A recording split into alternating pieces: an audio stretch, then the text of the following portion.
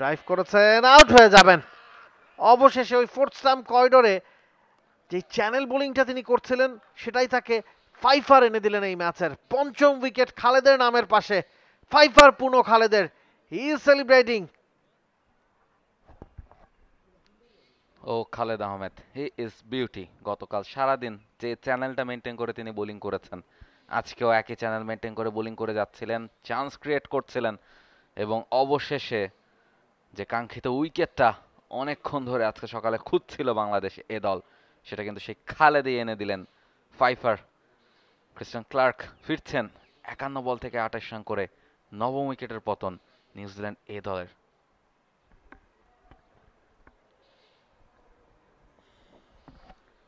Last batsman Jayden Lennox. Mr. Noodles, amazing taste. আমরা 10 জন batsman বা batting ডেপথের কথা বলছি নিউজিল্যান্ডের। Lennox is a pure bowler. Let's see এখন মিচের স্ট্র্যাটেজিটা কি হয়। এখন কি তিনি লেনক্সের উপর ভরসা রাখবেন না নিজেই রানটা বাড়িয়ে নেওয়ার চেষ্টা করবেন? ওই খেলাটা কিন্তু এখন জমে উঠবে। আপনার কাছে কি মনে হয়, একটা উইকেট হাতে আছে, 250, যেটা মনে করা হচ্ছিল যে পার স্কোর বা তার চেয়ে খানিকটা বেশি, এখন কি হে চেষ্টা করবেন রানটাকে দ্রুত বাড়িয়ে নিতে? আউট হয়ে গেলে আউট হয়ে যান, নিজের উইকেটের পরোয়া না করে অ্যাটাকিং শট কি তিনি খেলবেন বলে মনে করছেন?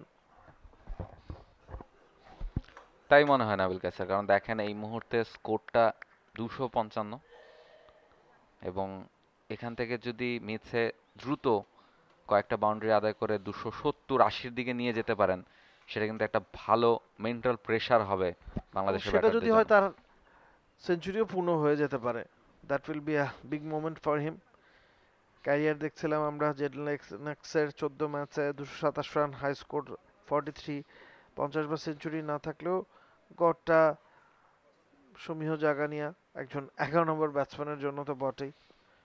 আসেন খালেদ, ফাইফার পূর্ণ করে ফেলেছেন। এবার অফ স্টাম্পের বাইরে হালকা আউটসুইং, ব্যাটটা কোন রকমে পেতেছিলেন লেনক্স, তবে কানেকশন নাই।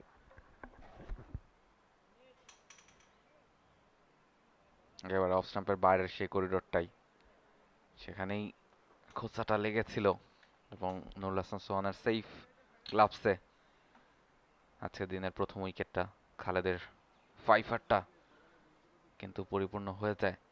এবং দেখেন নাবিল কাসের 20টা রানই কিন্তু প্রয়োজন মিচের সেঞ্চুরির জন্য, এবং আমি বলবো যে নিউজিল্যান্ড এ দলের জন্য এখান থেকে 20টা রান হলেই 275-80 যদি নিউজিল্যান্ড এ দল করতে পারে, সেক্ষেত্রে তারা বেশ এগিয়ে থেকেই আমি বলবো তারা বোলিংয়ে আসবেন। অফকোর্স মোমেন্টামটা তারা ক্যারি করে নিয়ে যাবেন। 270-80 যদি আপনি করেন, বাংলাদেশ টস জিতে ফিল্ডিংয়ের সিদ্ধান্ত বেছে নিয়েছে, ওভার একটা কন্ডিশন ছিল, এবং গতকালকে আমরা দেখেছি দিনের পুরোটা সময় জুড়েই বোলাররা কিন্তু কিছু না কিছু মুভমেন্ট পেয়েছেন। সেখান থেকে আপনি যদি টস হেরে ব্যাটিংয়ে নেমে 270-80 করেন, বাংলাদেশকে যেহেতু চতুর্থ ইনিংসে ব্যাট করতে হবে, তারা নিশ্চিতভাবেই ফার্স্ট ইনিংসে একটা লিড নিতে চাইবে। সেক্ষেত্রে 70-80 রানের লিডও যদি আপনি নেন, আপনাকে খুব ভালো ব্যাটিং করতে হবে, 350 মতো রান বোর্ডে জমা করতে হবে। যদি আপনার কাছে ব্যাটসম্যান আছেন মোটে 6 জন, ধরুন আপনি কনফার্মলি বলতে পারতেন যে একাদশটা বাংলাদেশ সাজিয়েছে, বাংলাদেশের যদি 101 রানে 6 উইকেট চলে যেত, বাংলাদেশ এই জায়গায় আসতে পারতো না। কারণ ক্রিস্টিয়ান ক্লার্ক, ডিন ফক্সক্রফট, আদি আশোক সবাই ব্যাটিংটা করতে জানেন। বাংলাদেশি একাদশের দিকে যদি আপনি তাকান, এবাদত, খালেদ, হাসান মুরাদ, নাইম হাসান, 4 জনের কেউই কিন্তু আসলে ব্যাটাতে খুব একটা পারদর্শী নন। এনামুল সম্পর্কে, তার ব্যাটিং ক্যাপাবিলিটি সম্পর্কে আমার পার্সোনালি খুব একটা জানা নাই।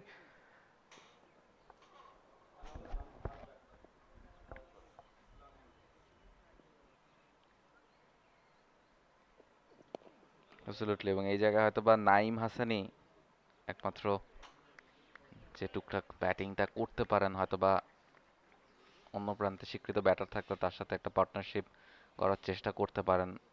এছাড়া কিন্তু আমরা গতকালকেও বলছিলাম যে একেবারে 6 জন জেনুইন ব্যাটার নিয়ে বাংলাদেশ খেলছে এবং 5 জন জেনুইন বোলার, ফলে কোনো অলরাউন্ডার বাংলাদেশের এই ইলেভেনটায় নেই। এছাড়া জয়, জাকির তারা যে ধরনের ফর্মে আছেন সেটাও একটা কনসার্ন হতে পারে।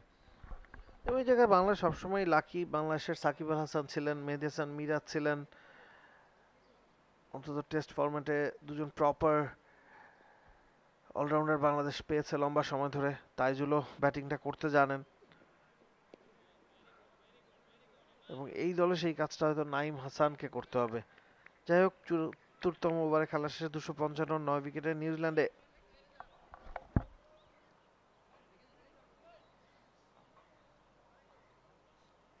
For more updates, subscribe to our YouTube channel and click on the bell icon.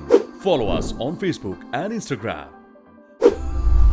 Download T-Sports app to enjoy exciting games and highlights. Visit tsports.com.